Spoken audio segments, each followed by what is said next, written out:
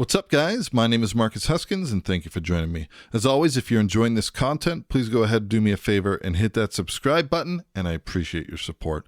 All right, so in today's video, I wanted to take a look at using Impact XT. More specifically, I wanted to take a quick peek at the different layer modes and what you might use these different layer modes for. So in order to do that, we are going to create some snare samples, and I'm going to do this by using EZdrummer 2.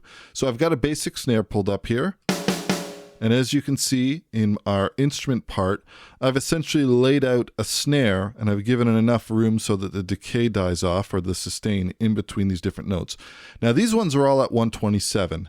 So I want to do one at 127, and let's go duplicate track complete, which will duplicate, it'll create a new instance of EZdrummer 2, and we have the same instrument part.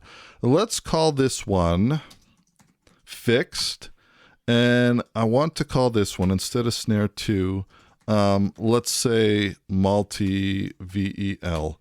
So that should be good enough. And I'll give this event the same name. Okay, so the first thing I want to do is let's edit this instrument part. I'm going to switch over to this one just for sake of demonstration. And what I want to do is select all. We will use Option or Alt-T. And now I'm going to just use the transform option so that I can ramp up the velocity over time. So now if we listen to these hits, they'll start off really soft, and they're going to increase over time. Okay, so the idea here is that one of them is going to be all at 127 and the other one is going to be a multi-velocity. So now that this is done, and we have our playback range or our loop range set by the instrument part length, what I want to do is use the export stems option, and let's use snare fixed and snare multi-VEL. We will erase the file name prefix. We will say between loop as the length. Format is okay. I want to import these back to track, and we will close after export. We don't need the tempo information. So we'll fire that off, and it's created two new audio events. Now, as you can see, the one that's fixed, all of these are the same level, but because of the nature of the instrument that we used, they're actually going to be a unique hit. Now this one, if I increase my data zoom, you'll see that these start off really, really low, and they get gradually louder over time. All right, so next step is we need to cut these. What I want to do is, first things first, notice that I'm in a half note in terms of my quantize. That's because I want to cut these based on the grid, and that will be based on the half note. Let's change the color so it'll be a little bit more easy for us to see. I'm going to right click, and under event, we can split at grid. Okay. So we've split these. Next thing I'm going to do, I'm just going to hop out of snapping for a moment. I'm just going to pull this back a little bit. Let's create a little bit of a fade, and let's make that logarithmic.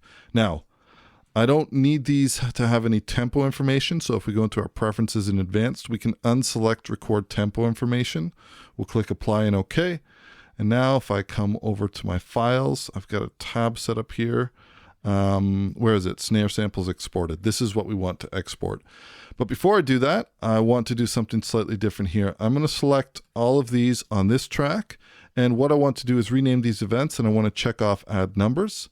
And I'm going to do the same thing here. Rename events, and we'll check off add numbers. So now these will happen sequentially, 1, 2, 3, 4, 5, 6, 7, 8.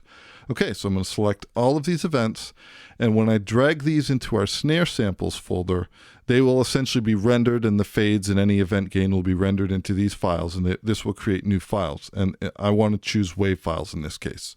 Okay, so now we have snare fixed. You can see we don't have any tempo information, and we have snare multi.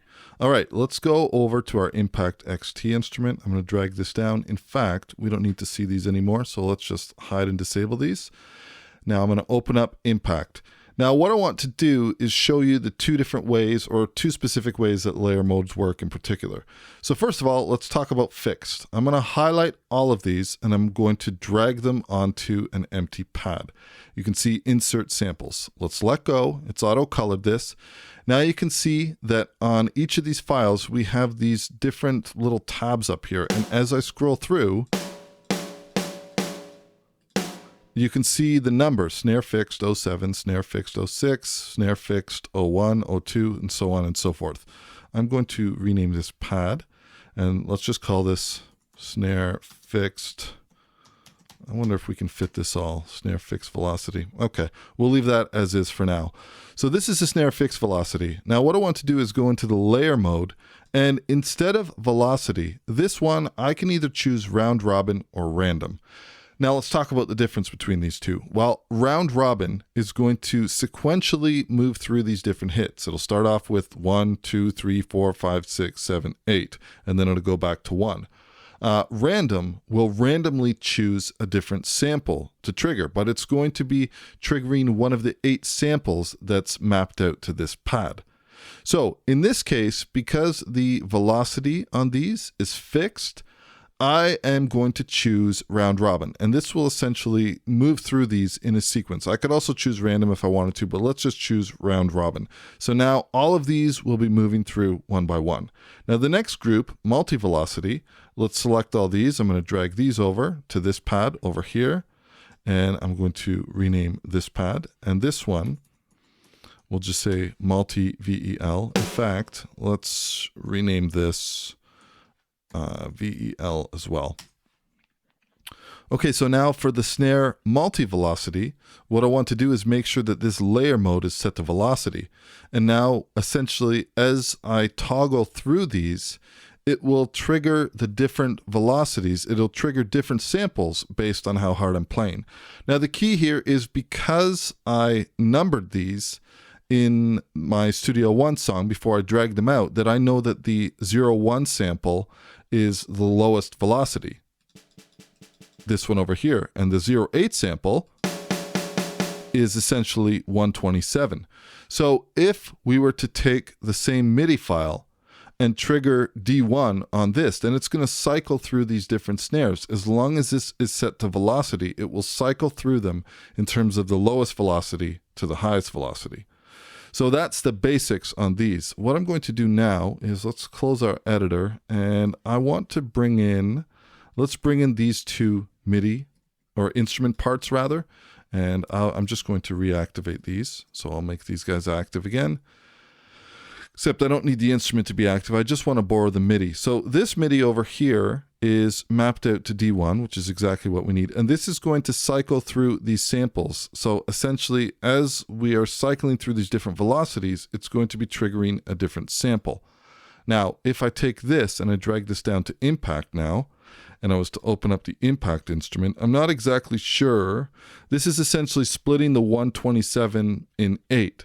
So based on these velocities that I have, what should happen is these should cycle through. So if I solo this out, and let's engage our loop and make sure that it's activated, you should see D1 start cycling through.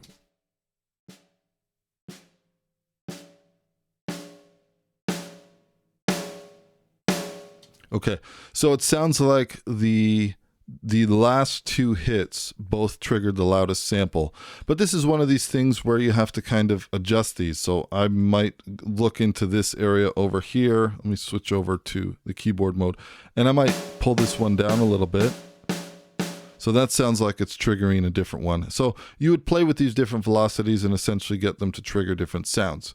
So that is D1. Let's move this back up. And now I want to take, let's just Option or Alt drag this down. This is now a fixed velocity. And what this means is that it will cycle through, but they're all going to be at the exact same level. So let's take all of these, we'll do a Command A, and I want to move this up to C#1, or rather move it down to C#1. So I'm going to move these all down.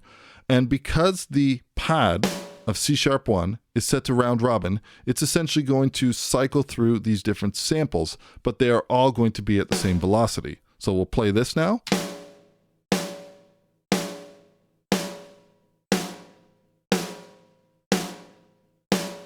So the idea here is that we know we're getting unique samples, and I can hear that they actually sound different as the pads are moving through the note data on this instrument part. So this is two different ways that you can use Impact XT in terms of the layer mode. Now, in next week's video, we're going to take a look at the other modes that we have available. More specifically, we're going to take a look at stack mode and also the edit sample feature that we have within Impact XT. Anyways, I hope that you found this video useful. If you did, please consider hitting that subscribe button. Any questions or comments, please leave them down below. I will do my absolute best to get back to you. And as always, we will catch you in the next video. Cheers.